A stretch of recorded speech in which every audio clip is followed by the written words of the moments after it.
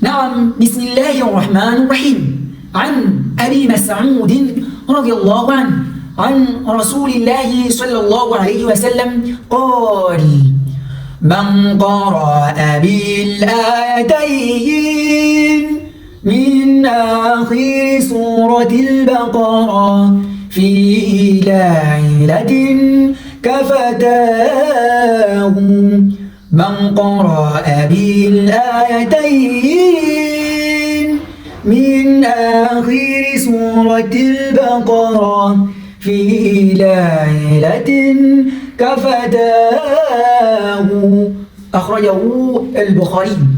نعم أحباب رسول الله، تفسيري حديثه نكاما يفتعل عن أبي مسعود رضي الله عنه. دوك أبي مسعود الله مرضيه أنا سمعت عن رسول الله صلى الله عليه وسلم kutoka mjumbe wa Allah, rehema na amani za Allah zimshukie. Qal, amesema man qaraa bil ayatain, yeyote yule atakayesoma aya mbili. Aya mbili zipi hizo? Min akhiri surati al-Baqara, zile za mwisho katika surati al-Baqara.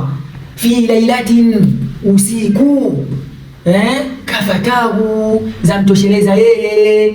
Narudia tafsiri ya hadithi hii. Hadithi imepokelewa kwa Abi Mas'ud Allah mridhie, amesema an Rasulillahi sallallahu alaihi wasallam qala, kutoka kwa mjumbe wa Allah, rehema na amani za Allah zimshukie. Qal, amesemaje? Man qaraa bil ayatain, yeyote yule ambaye atakayesoma aya mbili. Aya mbili zipi? Min akhir surati al-Baqara, zile za mwisho katika suratul Baqara. Wakati gani sasa? Fi lailati, Mtume anasema usiku, na tufahamu sisi Waislamu usiku ingia saa ngapi? Inapoingia magharibi, usiku ndio ingia baadhi ya ahlul, ndivyo wanavyotuambia.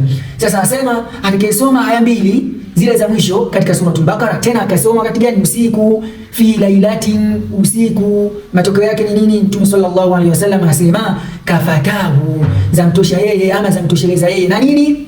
Ahlul ilmi kutokana na uelewa wao na ufahamu wao wanatutafsiria ya kwamba anasema minal afati, kutokana na maafa mbalimbali, na kutokana na hasadi na mahasidina, na kutokana na shari za shayatin al-ins wal jinni, za mashaitani al-ins wal jinni.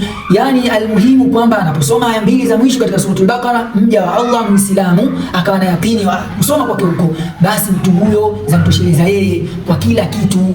Baadhi ya walimu wamefika mbali wakasema kwamba ni pia ni kama kwamba mtu yule ambaye amesimama usiku, almuhimu kutosheke kwamba mtu anaposoma kafatahu, zamtosheleza yeye.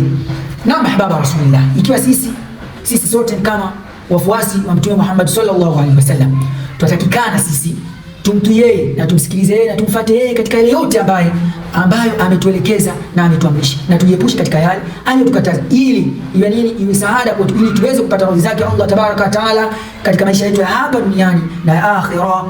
Naam, kumalizia kama nilivyosema siku zote, alkamalu lillah, kamilifu ni Allah tabaraka wa taala. Ninapokosea ama nilipokosea ni madhaifu yangu na uchache wangu, ni radhi. Wallahu aalam, Allah yeye ndiye mjuzi. Ahsantu wa jazakumullahu khairan, wassalamu alaykum wa rahmatullahi wa barakatuh. Naam.